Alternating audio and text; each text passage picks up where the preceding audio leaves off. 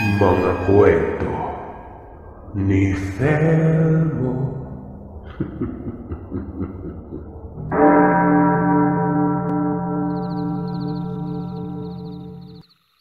Mapagpalang araw sa iyo, Sir Seth.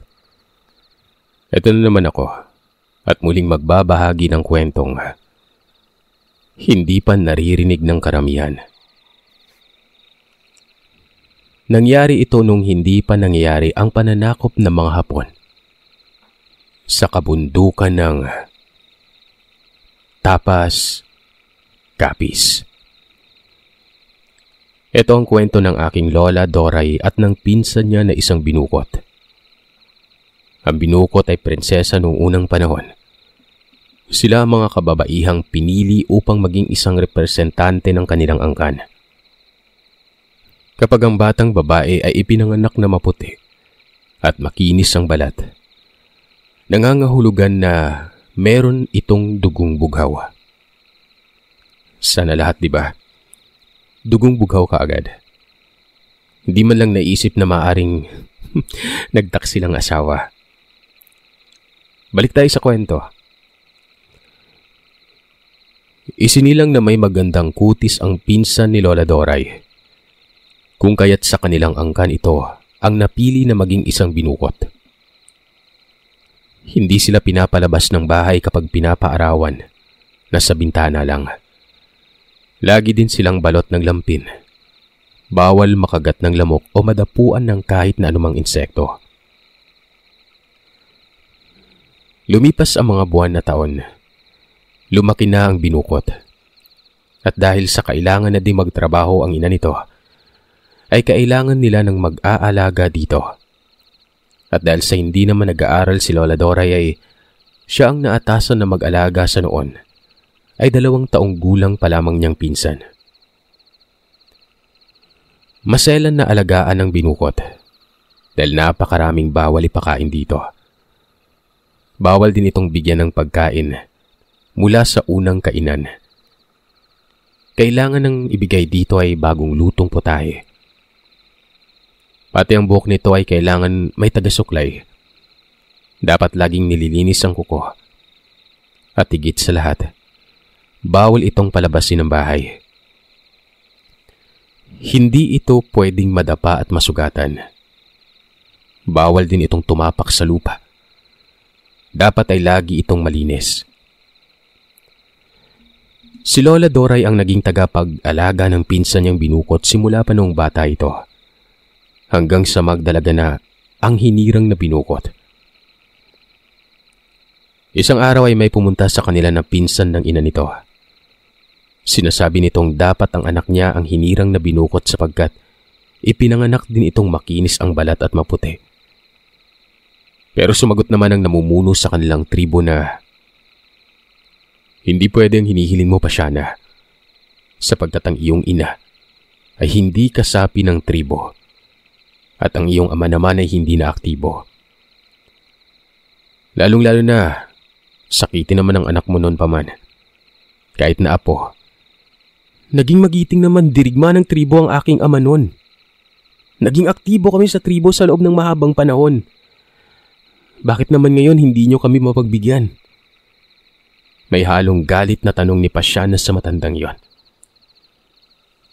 Pasyana, alam mong may batas at batayan tayong sinusunod. Hindi ako basta-basta na lang humirang ng kung sino lang. At alam mo yan, pati ng angkan mo. Ang saad ng apo. Galit naman na umalis si Pasyana. Pero bago ito umalis ay binalingan nito ang ina ng binukot sabay sabi ng, Masaya ka na ba, Belinda? Isa na ang pamilya mo sa tinitingala ng inutil na tribong ito.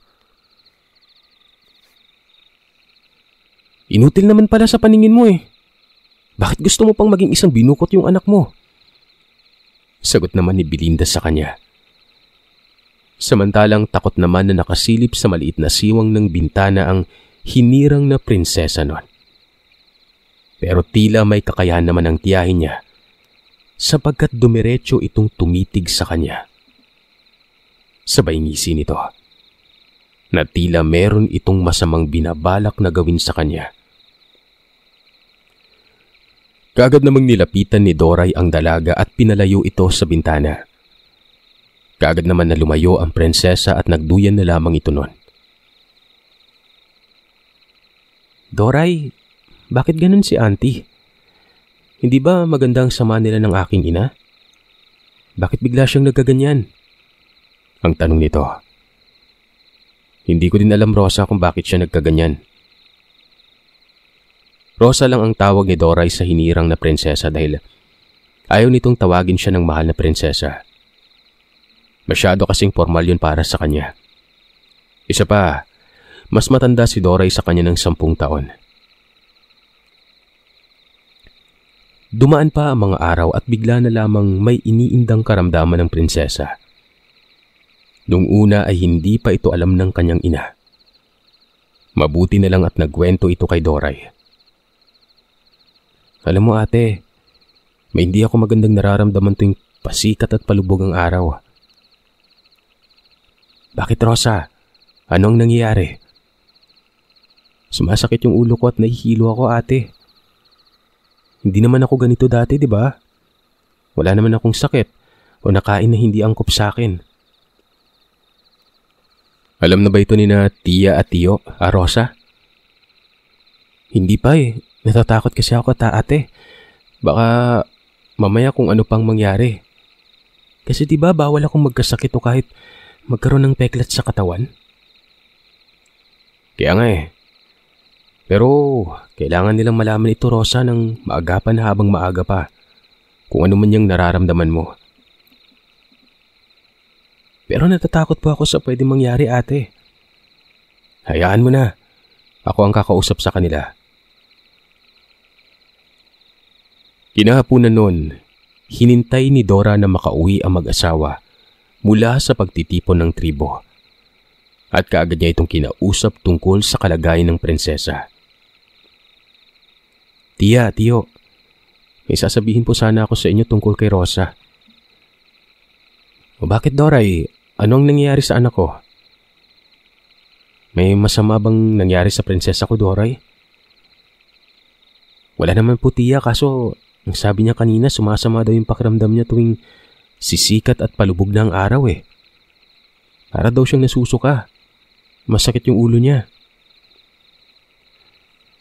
Dahil doon ay mabilis na pumasok sa kwarto ng prinsesa ang mag-asawa para tingnan ang kalagayan nito. Nagkataon naman na palubog na ang araw kung kaya't nasaksihan ng mga ito ang nangyayari sa kanilang anak. Anak, Rosa, ano bang nangyayari sa'yo? Ang nag-aalalang tanong dito ni Belinda. Hindi ko po alam, inay. Nangyari lang man ito nung nakarang araw eh. Hindi ko mawari sa sarili kong kung ano bang nangyayari. Wala naman akong nakain na masama. Hindi naman ako nasaktan o nasugatan. Basta bigla na lang ganito ang nararamdaman ko eh. Sagot ng prinsesa sa kanyang ina. Kaagad namang sinapo ng ginang ang noo nito at napansin nitong malamig yon. Pati ang kanyang palad at talampakan. Tonyo, mukhang hindi yata ito maganda. Wika ni Belinda sa asawa. Kahit walang alam sa panggagamot ay may alam naman si Belinda ng mga sinyalis ng kulam at barang. Kung kaya't hindi man sinabi ng diretsyahan ay kaagad niyan itong nahulaan sapagkat ang mga kilos ni Rosa ay kagaya ng mga nasisilayan niyang kinukulam ng dahan-dahan. Kung gayon, Belinda, kailangan na nating magmadali at baka kung ano pa ang mangyari sa anak natin. Kasabay nito ay ang kanyang pag-alis patungo sa bahay ng apo na nasa sentro ng kanilang baryo. Apo! Apo! Sigaw ito ng matanda pagdating niya sa labas ng bakod ng bahay nito. Dali-dali naman itong nilabas ng apo para tingnan kung ano ang nangyayari nun. At doon niya nakita si Tonyo. Apo, ang prinsesa po, merong karamdaman. O bakit? Ano ang nangyari sa prinsesa? Hindi din po namin maintindihan eh. bigla na lang siyang nagkasakit ng walang dahilan. Dahil doon ay kaagad naman na pumunta ang apo sa bahay ni Tonyo. Pagdating nila doon, kaagad niyang sinuri ang prinsesa at dahil may konting kaalaman sa panggagamot, ay nalaman agad ng apo na hindi lang yun basta-basta karamdaman. Kailangan natin ng isang mataas na uri ng manggagamot, Belinda. Bakit o? Bakit o, apo? Anong nangyari sa anak ko? May nala ako na kung ano ang pinagdadaanan ng prinsesa pero hindi ko pwedeng sabihin sa inyo ngayon. Hayaan natin na ang manggagamot ang magsabi sa inyo kung ano ang nangyari sa kanya. Pero apo, saan naman kaya tayo makakahanap ng magaling na manggagamot? May narinig ako nung nakarang araw sa karatig lugar natin na meron dong pumupunta na maglolong babaylan. Dahil may ginagamot sila doon na magsasaka na nakakaranas ng pangkukulam. Kinabukasan naman ay kaagad na pinuntahan ni Tonyo ang nasabing lugar. Araw yun ng Biyernes kung kaya't nagbabaka sakali siyang naroroon ng mga manggagamot na yon. Nang malapit na siya sa bahay na sinasabi ng apo ay nakita niyang may mga tao sa bakuran nito kaya hindi na siya nag-aksaya pa ng oras at kaagad na siyang lumapit dito. Magandang araw to. Gusto ko lang sana magtanong kung nandito ba yung mga manggagamot. Tanong nito sa binatang nakaupo sa mahabang upuan na nasa labas ng tahanan na yon. Bakit po? Teka Manong, maupo ka muna, halatang pagod ka eh. Kagad naman na umupo si Tonyo at nakipag-usap sa binata. Maya-maya pa ay lumabas ang isang matanda na nagsasabi ng, sa wakas, natapos na din ang gamutan. Baka kapagpahinga na tayo, Igo. Wika ng matanda. Pero Lolo Agustin, mukhang may nangangailangan pa ho ng tulong natin, oh. Ang wika naman ng binata sa matanda na kakalabas pa sa tahanan na yon. Sino? Tumayo naman si Tonyo at sumagot ng, Ako ho, anak ko yung nangangailangan ng tulong nyo. Pakiusap, sana matulungan nyo kami. Saan ho bang tirahan nyo, Manong? Medyo malayo-layo pa dito pero makakarating na tayo sa bahay bago pa lumalim ang gabi. Nasa 9:00 na kasi ng gabi nang narating niya ang bahay na kinaroroon ng dalawang babaylan na ito. Ano sa tingin mo, Lo? Tanong ni Igo. Ano pa nga ba? Di tara na. Sagot naman dito ng matandang si Gustin. Pumasok naman sa bahay ang dalawa. Nagpaalam ang mga ito sa may-ari ng bahay na aalis na sila at meron pang nangangailangan ng tulong nila.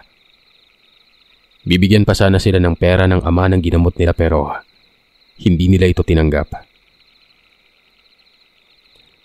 Pasensya na, hindi namin matatanggap yan. Babalik na ho ba kayo sa bayan ng Dumalag, Manong? Ipatid ko na ho kayo. Alok ng ama ng bata na ginamot nila. Hindi pa kami uuwi ng Dumalag. May pupuntahan pa kami. May naghihintay sa amin sa labas. Sige Manong, aalis na kami bago pa lumalim ang gabi. At dahil doon ay pinadalhan na lamang sila ng pagkain at matitimplang kape. Kaagad naman silang umalis pagkatapos nilang magpaalam noon. Halata naman ang pag-aalala at pagmamadali ni Tonyo. Ano bang sakit ng anak mo, Manong? Tanong ni Gustin. Teka, ano bang pangalan mo? Ako po si Tonyo. Hindi din namin alam kung anong nangyayari sa kanya eh. Sumasama ang pakiramdam niya kapag pasikat at palubog yung araw. Sige ho, wag mo na muna ikwento yung iba pa. Hindi natin alam kung sino-sino at ano-ano ang nakikinig sa atin eh. Binilisan na lamang nila ang kanilang paglalakad. Bulubundukin ng kanilang daanan papunta sa lugar ng pasyente pero hindi na nila ito inintindi dahil sanay naman sila sa lakaran, paakyat at pagbaba ng bundok. May mga naririnig silang mga hindi kaaya-ayang tunog sa kanilang daanan, subalit hindi na nila ito pinansin pa. Makalipas ang halos 1.5 oras ay nakarating na sila sa bahay ni Tonyo. Papasok pa lamang sila sa bakuran. Naririnig na nilang nagkakagulo ang mga ito. Tumakbo na si Tonyo papasok sa loob nun. Samantalang si Gustin naman ay nagbato na ng mga buhay na salita na pantaboy ng mga masasamang elemento at iba pang mga nasa panig ng kaliwa. Kagad namang sinabihan ni Gustin si Igo na siya na ang pumasok at tumingin sa pasyente nun. Kung kaya't agad-agad namang sinunod yon ni Igo. Pagpasok niya sa bahay, nagulat naman siya sapagkat hindi niya inakala na ang gagamutin niya ay isang binukot. "Ikaw ba ang manggagamot?" tanong ng apo. "Opo, ako po." Medyo nagdadalawang isip naman ang apo sapagkat masyado pa siyang bata. Subalit wala naman itong magagawa kundi ang magtiwala na muna. Kagad namang lumapit si Igo sa nakahiga subalit nanlilisik na ang mga mata ng pasyente. Naanimoy hindi ito gumagalaw habang nakatitig sa kanya. Bumulong ito ng mga buhay na salita. Hinawakan ng noo ng pasyente. Bigla itong nanginig at nagpupumiglas. Pero katakatakang hindi nito maigalaw ang katawan. "Hindi ka makakatakas, demonyo ka. Ano ang kasalanan ng batang to at bakit mo siya kinukulam?" "Ha? Wala kang pakialam," sagot naman ng mangkukulam. "May pakialam ako dahil ako ang gumagamot sa kanya. Alam mo yan, na kung saan ang mga demonyo, naroroon din kami para tugisin kayo. Kaya sumagot ka na kung gusto mo pang mabuhay. Hindi mahaba ang pasensya ko sa mga kagaya mong mangkukulam. Isang maling sagot mo lang at lahat ng ginawa mo sa batang to ay babalik ng 10 beses sa'yo." Tumahimik naman ang mangkukulam kung kaya't ang ginawa ni Igo. Nag-usal ito ng mga orasyon. Animong patalim ang daliri niya sabay itinutok niya ito sa noo ng dalaga. Nakatulala naman ang dalaga at gustong magpumiglas subalit hindi ito makagalaw man lang.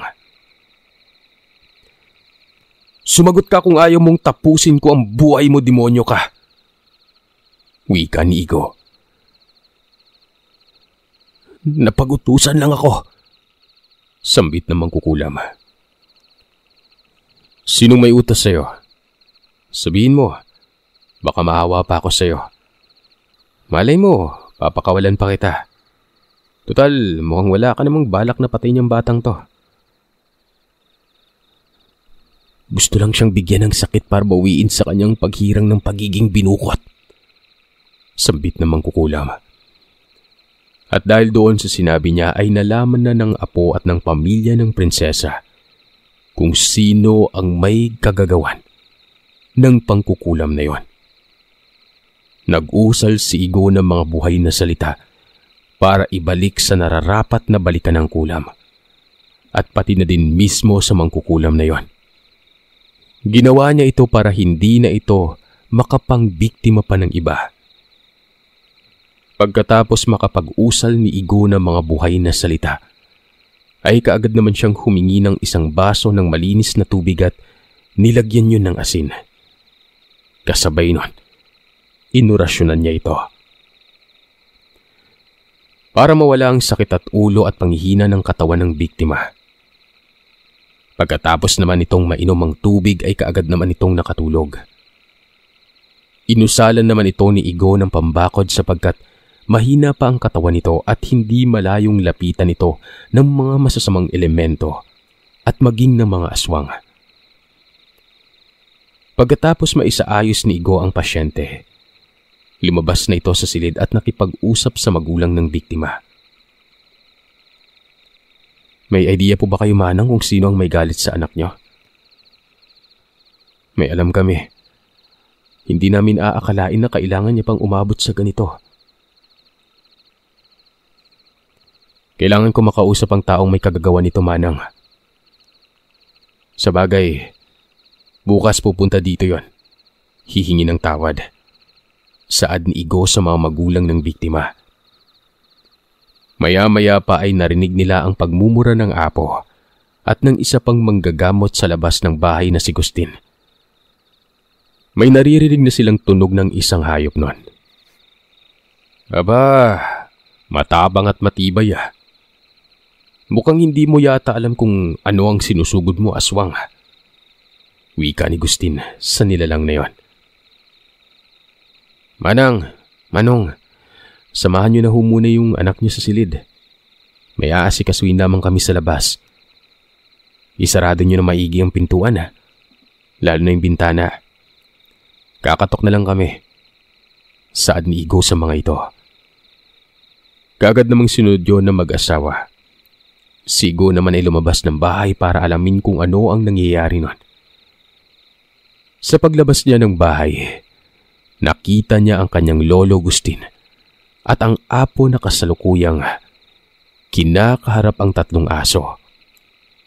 Napakalaki na mga ito na tila ba pwede silang gugutay-gutayin sa isang pagsugod na mga yon.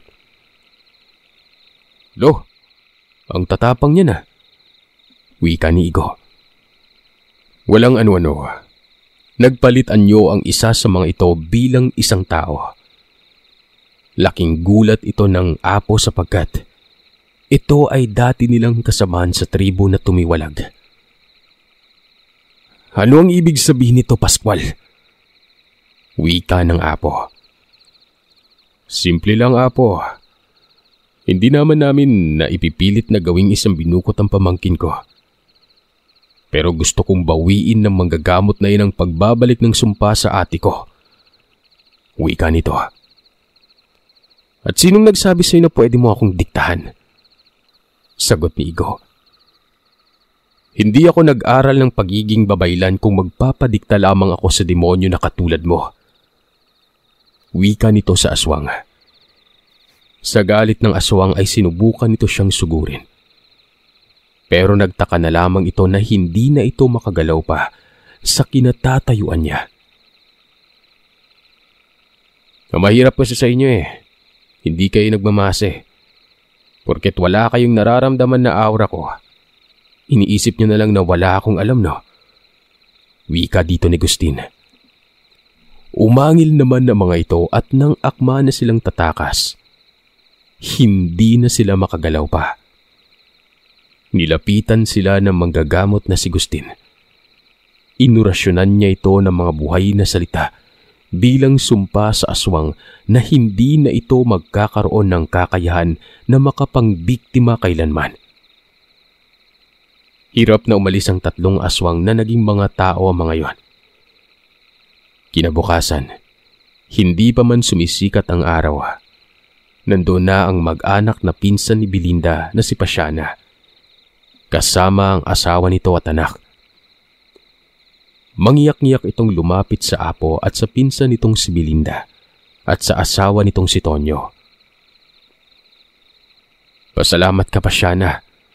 Balik lang ang ginawa sa'yo. Hindi dinamay ang anak mo. Ngayon, magsisi ka man, huli na. Sagot pa dito ng apo.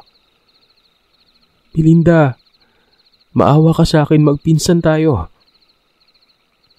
Yun na nga, Pasiana Magpinsan tayo pero nagawa mo pa ito sa pamangkin mo. Hindi lang yon. Nagawa pa kaming aswangin ng asawa at kapatid mo. Wala namang nagawa pa ang mag-anak kundi ang umalis na lamang, bit-bit ang mga parusang ibinalik sa kanila ng manggagamot. Hindi naman na humarap pa ang 2 manggagamot sa mag-anak na yon.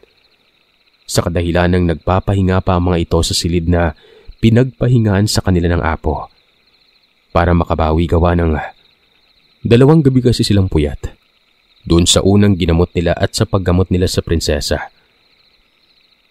Lumipas pa ang ilang oras at nagising na ang 2, pati na ang ginamot nilang binukot.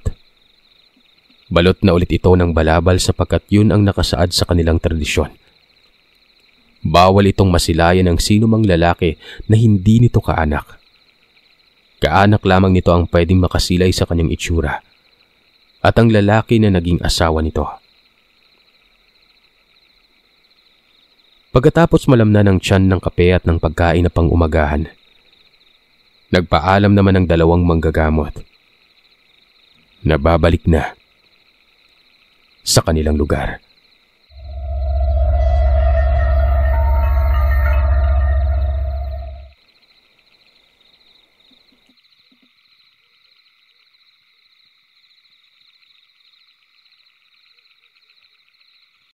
Maraming salamat mga kagiliw sa pakikinig. Madako naman tayo sa shoutout request.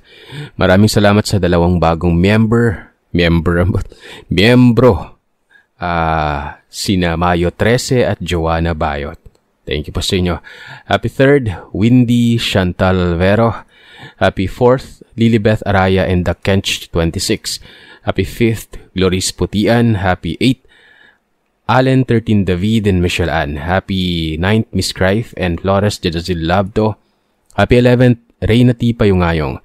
Happy 12th, Naya Smith and Manel Aputen. Happy 13th, Timmy Stories and Vlogs. Happy 17th, Rain YouTube Roblox. Happy 18th, Elion Elise Elizer Matalobos.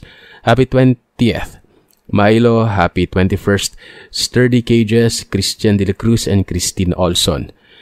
Happy 27th, Linus Santome. Happy 28th, Mariz. Happy 29th, Rains Archive PH and Maria Teresa Pineda. Happy 34th, Pidotsky TV. Happy 38th, Sergeant Katz Doms. And happy 40th, Joan Ueda. Sa mga nag-message naman, Sir, pa-shoutout kami ni Aini June Migalion and Sheng Abria dito sa Kimba, Talisay, Cebu na araw-araw na ikilig sa iyo. Ginagawa po naming background pag may ginagawa kami and pampatulog kahit inaaway na kami ng partner kong si June. Shoutout sa iyo. Dahil nagsasalita na ako kahit tulog, kakapinig ko raw sa Thelmo from Sheng Adlawan Abria. Thank you. Sir, pa-shoutout naman birthday. Belated happy birthday.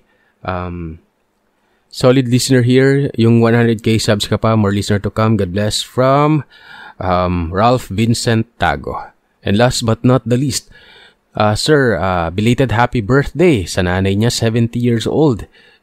Si LV Mendoza. Happy birthday sa'yo, Ma'am LV.